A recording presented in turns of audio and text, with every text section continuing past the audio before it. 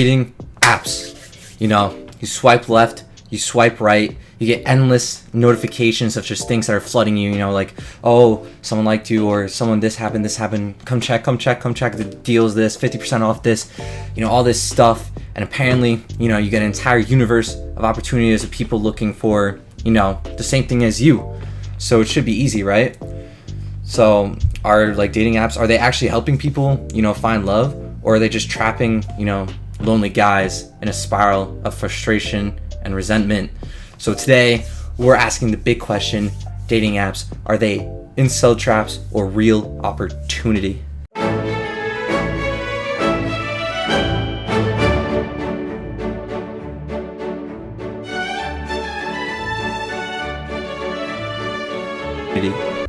Alright, so here's some statistics. Here's what the data says.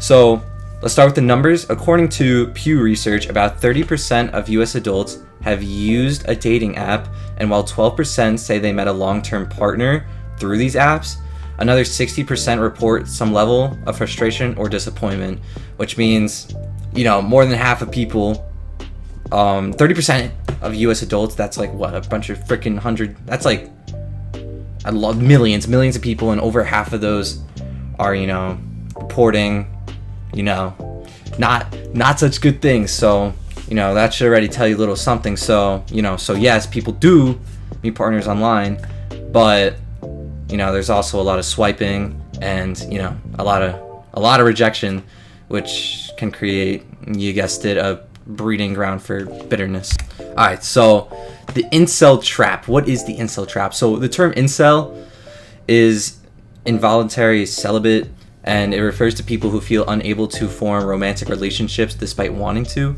Dating apps can sometimes worsen this by creating a hyper-competitive environment, you know, and it kind of turns, you know, your profiles into grades, kind of, which matches feel like a scoreboard, and rejection is constant in public, you know.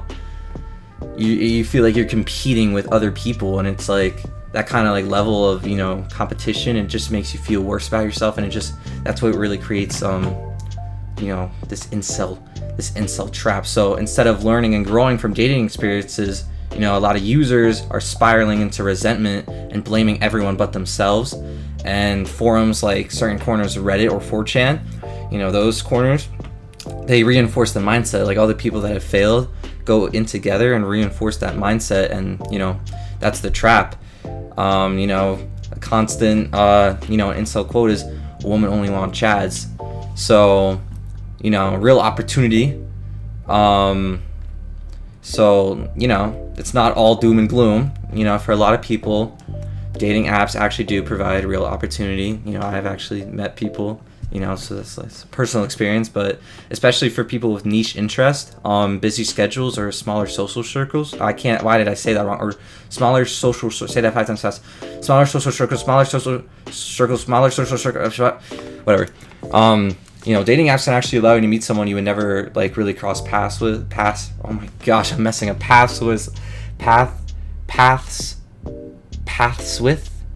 Never cross paths with. You get what I mean?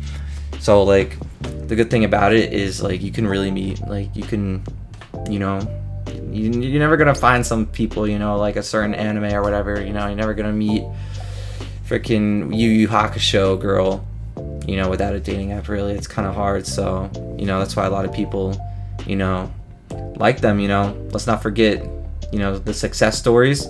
People meet, date, and even marry through these apps. The key is to use them strategically and stay self-aware, guys.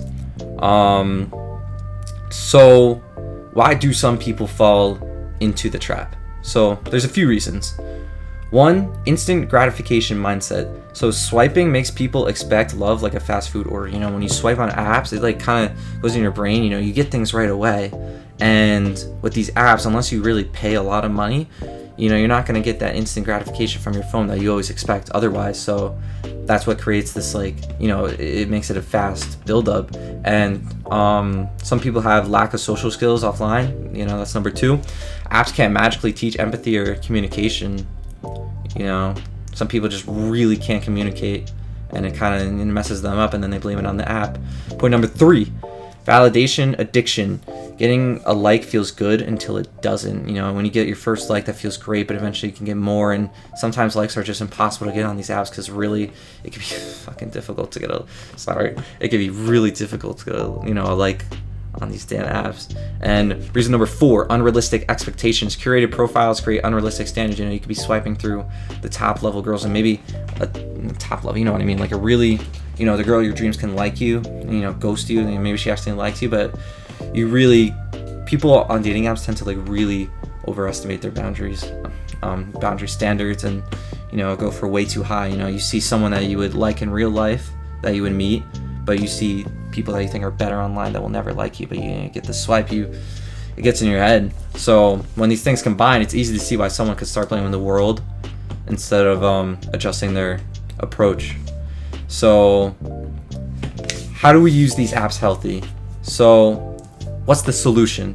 Can you enjoy dating apps without falling into an incel trap? Absolutely. Here's how. Here's 5 steps to actually enjoy these apps. Number 1, focus on connection and not validation. Don't treat likes as self-worth, all right? These likes are random. People are going through at different times of the day. People are just people, all right? And these apps make you want to buy it, so they might not recommend your profile at all. Like, do not let them validate you. A lot of people fall into that trap. I've seen it. You know, number 2, be realistic. Everyone edits their photos and bios. A lot of people do. A lot of people lie. Just when you're looking through these things, just be realistic. All right, people edit. It's you can do whatever you want nowadays. Like, it's crazy. Number 3 is learn. You know, especially from rejection, ghosted. You know, reflect. Don't rage. Don't get mad. A lot of girls especially, they get so many guys. You know, they're just on there for quick attention. It kind of sucks, but, you know, don't feel personally rejected. All right. You know, just don't take it to heart. Number 4, limit your time. Don't go for hours upon hours. You know, every time you get a notification that's like your likes are back, don't swipe through. Limit your time. You know, you're not gonna spend all your day going outside talking to random girls trying to pick them up. All right, treat you know, dating apps can really mess with your mind. Treat it, you know, importantly. Number 5, develop social skills offline. Try to go outside and talk to people. Dating apps supplement real life. They're not meant to replace it. You know, treat it like the only way to get someone. All right, it's a supplement. Don't take it too seriously. So, in conclusion, dating apps aren't inherently evil. That could be a golden opportunity or a frustrating, lonely spiral. The difference isn't the app, it's how people are using it, you know, how you're using it. Approach with patience, self-awareness, and a sense of humor, and maybe, just maybe, you'll find love instead of anger. Alright. If you found this video helpful, hit like, subscribe, and tell me in the comments, have dating apps been a trap or opportunity for you? You know, let me know. That's it. Peace.